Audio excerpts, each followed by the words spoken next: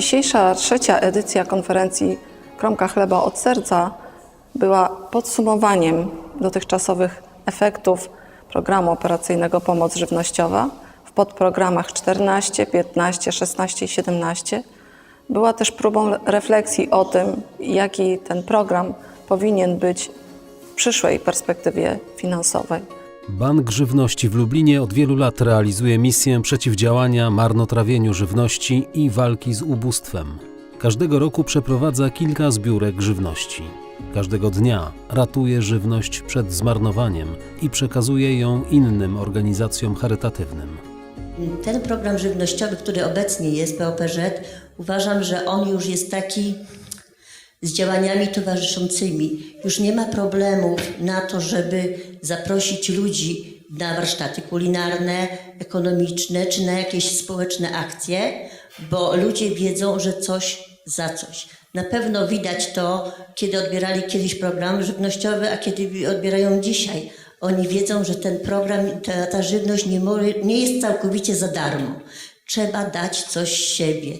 I bardzo się cieszę, że tak po 13 latach chociaż część ludzi już doszła do tego wniosku, że nie tylko bierzemy, ale też coś dajemy z siebie. Tyle jesteśmy warci, ile możemy dać drugiemu człowiekowi. Gdy przystępowałem do programu, spotkałem się z opinią: po co ty to robisz? To są ludzie roszczeniowi, będziesz miał problemy i nic z tego nie będzie. Ja powiedziałem: a dlaczego mam nie spróbować i nie spróbować zmienić postaw ludzi i spojrzenia i na program, i na osoby, które z tego programu korzystają. Przyszły osoby, które się zaczęły wykłócać. Pewnie Państwo też mieli takie sytuacje, że osoby się wykłócają, że im się to należy, że powinniśmy ich szybciej obsłużyć, po co ta papierologia i tego typu rzeczy. Ja starałem się podejść do nich bardzo partnersko, wytłumaczyć im, że to ja jestem dla nich, oni są dla mnie, mamy razem współpracować, bo na tym polega program. Że nie tylko ja daję im żywność, ale oni też mają dać coś od siebie. I podam Państwu taki przykład, że przetestowałem to na jednej pani, która była bardzo roszczeniowa i po 2 latach kolejna edycja programu, znowu rozdajemy żywność. Jest ta pani, czeka cierpliwie w kolejce, ale przed nią stoi pan, który jest podobnie tak jak ona 2 lata temu roszczeniowy. I ona mi nie pozwoliła dojść do głosu, tylko sama tego pana ustawiła. I to nie ustawiła wulgarnymi słowami, tylko mu wytłumaczyła, po co jest ten program. Program POPŻ jest bardzo dobry. Dlaczego? Ponieważ jest on skierowany do drugiego człowieka. Jeżeli żyjemy w świecie wartości, to wartością ogromną w tym świecie jest człowiek. Każdy człowiek ma swoją godność i ma swoją wartość. I nikt nie ma prawa i nie może tego podważyć. Problem leży gdzie indziej. Problem leży w poczuciu własnej wartości. To pani Marzena prezes wspominała o lenistwie. Tak, spotyka się lenistwo rzeczywiście moich podopiecznych, ale to jest uzasadnione, ponieważ wartość człowieka jest niepodważalna, jak wspomniałam, natomiast poczucie wartości jest bardzo różne. Często dzieje się tak, że ludzie mają bardzo niskie poczucie wartości. Są przekonani, że nie podołają wymaganiom dzisiejszej doby ekonomicznej, że sobie nie poradzą. Często jest tak, że mając niskie poczucie wartości, oni doznają jeszcze kolejnego obniżenia jej. A jeżeli tak, to prowadzi to do stagnacji, do lęków, do depresji, do zatrzymania się w biegu życia. Po prostu. Ale jeżeli jest normalna relacja jednego człowieka do drugiego, normalna, chrześcijańska, bo patologii nie można leczyć patologią. I rozpoczął się w tej wspólnocie pewien proces, który trwa. Są osoby, które wyszły z bezdomności, zaczęły funkcjonować normalnie i są szczęśliwe. Nie wszyscy wytrzymali. Bardzo dużo osób odchodzi. Jest tu z nami Krzysztof, który przerobił swój taki ciężki szlak i może coś na ten temat powiedzieć, proszę. Witam wszystkich serdecznie, bardzo się cieszę, że tutaj jestem. Nazywam się Krzycho Sikora, mam za sobą ponad 17 lat ulicy. Ja tak nazywam bezdomność, bo ja się tam nie bawiłem w noclegownie, schroniska, tylko jechałem hardkorowo. Zwiedziłem większość miast w tym kraju i nie tylko w Polsce. Nie był to jeden taki cuk, że byłem ponad 17 lat bezdomnym. Miałem okresy, kiedy wracałem do normalności, stawałem na nogi, uzyskiwałem normalną pracę i z powrotem wpadałem tam, gdzie wpadałem. Ja może odpowiem pytaniem na pytanie. Czy empatia zwiększa efektywność i komplementarność? Proszę Państwa, bez empatii nie można sensownie działać w naszym wypadku. Dla mnie za tym wszystkim, co się robi, stoją przede wszystkim ludzie. Do każdego należy podejść indywidualnie. Ja niedawno mojemu koledze bezdomnemu po raz 6 załatwiłem pracę. On tą pracę po raz 6 rzucił. On przyjdzie do mnie po raz 7. Ja dalej zaryzykuję i ja mu tą pracę załatwię. Tutaj prezeska Stowarzyszenia Ojca Pio wspomniała, że ten program stał się bazą. Tak, on się stał bazą, proszę Państwa, bo dzięki temu, że rozdawaliśmy tą żywność unijną, dlaczego ja cały czas do tych bezdomnych? W tym roku mieliśmy ponad 600 osób objętych pomocą przez stowarzyszenie, z czego grubo ponad połowa to osoby bezdomne. I to stało się bazą, że zaczęliśmy się z tymi ludźmi spotykać. No i w ten sposób powstała ta wspólnota. Na pierwszym spotkaniu było 12 osób.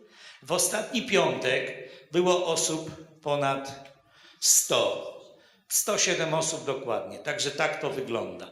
Jeszcze jedno odnośnie tej empatii.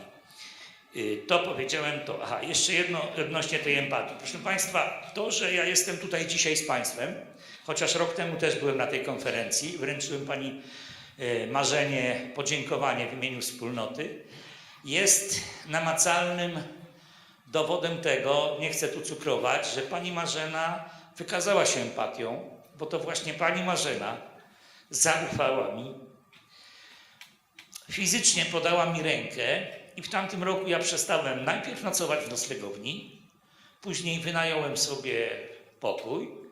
W tej chwili nie jestem osobą bezdomną, nie jestem właścicielem niczego, ale mam gdzie mieszkać. No i próbujemy tam razem z innymi członkami stowarzyszenia zrobić ośrodek dla ludzi bezdomnych z naciskiem na ludzi uzależnionych.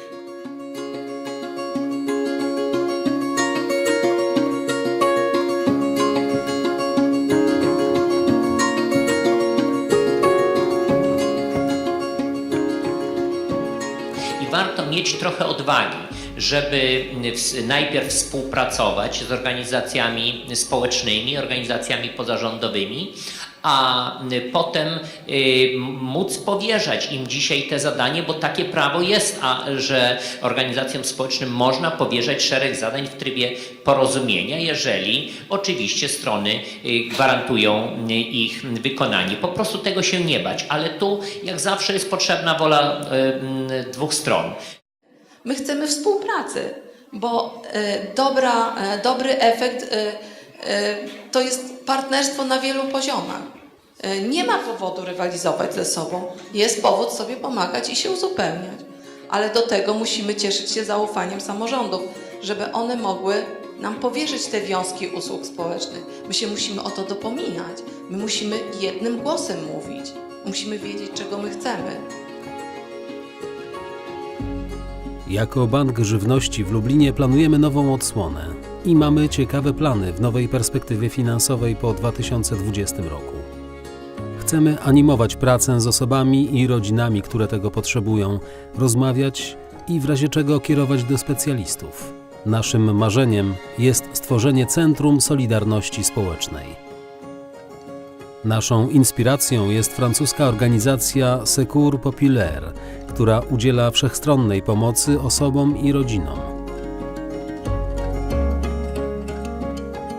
Każdego roku Bank Żywności w Lublinie organizuje warsztaty we współpracy z ośrodkami pomocy społecznej i organizacjami prowadzącymi dystrybucję żywności na terenie województwa lubelskiego. W partnerstwie ze 130 organizacjami systematycznie wspiera około 75 000 osób potrzebujących, korzystających z tego programu.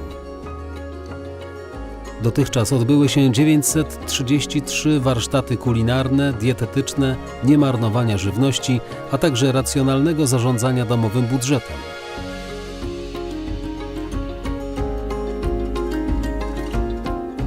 W spotkaniach wzięło udział ponad 23,5 tysiąca beneficjentów. Dzięki temu potrzebujący wzmocnili swoje poczucie samodzielności i zbudowali relacje z otoczeniem. W wielu przypadkach warsztaty okazały się początkiem aktywizacji społecznej i kulturalnej.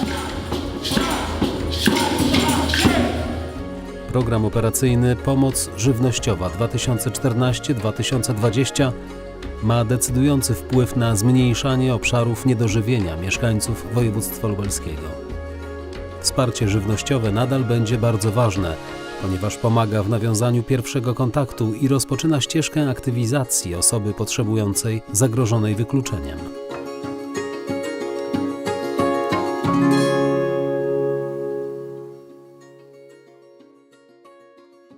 Jak poprawić skuteczność ścieżki aktywizacji osoby zagrożonej wykluczeniem? Rekomendacje z trzeciej konferencji Kromka chleba od serca Anno Domini 2018. Powierzanie usług społecznych organizacjom pozarządowym jest szansą na rozwój ekonomii społecznej i solidarnej. Organizacje pozarządowe, które są w stanie realizować kompleksowo usługi społeczne, powinny mieć taką możliwość i większe niż dotychczas wsparcie ze strony administracji publicznej. Centra Solidarności Społecznej realizujące kompleksowo usługi społeczne prowadzone przez doświadczone organizacje pozarządowe będą istotnym wsparciem dla ośrodków pomocy społecznej. Spójność pomocy społecznej zwiększy się poprzez synergię między instytucjonalnymi formami pomocy społecznej oraz innowacyjnymi działaniami wyspecjalizowanych organizacji pozarządowych. Dystrybucja żywności z programu operacyjnego Pomoc żywnościowa realizowana za pośrednictwem organizacji pozarządowych i ośrodków pomocy społecznej to pierwszy krok na ścieżce integracji społeczno-zawodowej, jaki podejmuje osoba zagrożona wykluczeniem społecznym.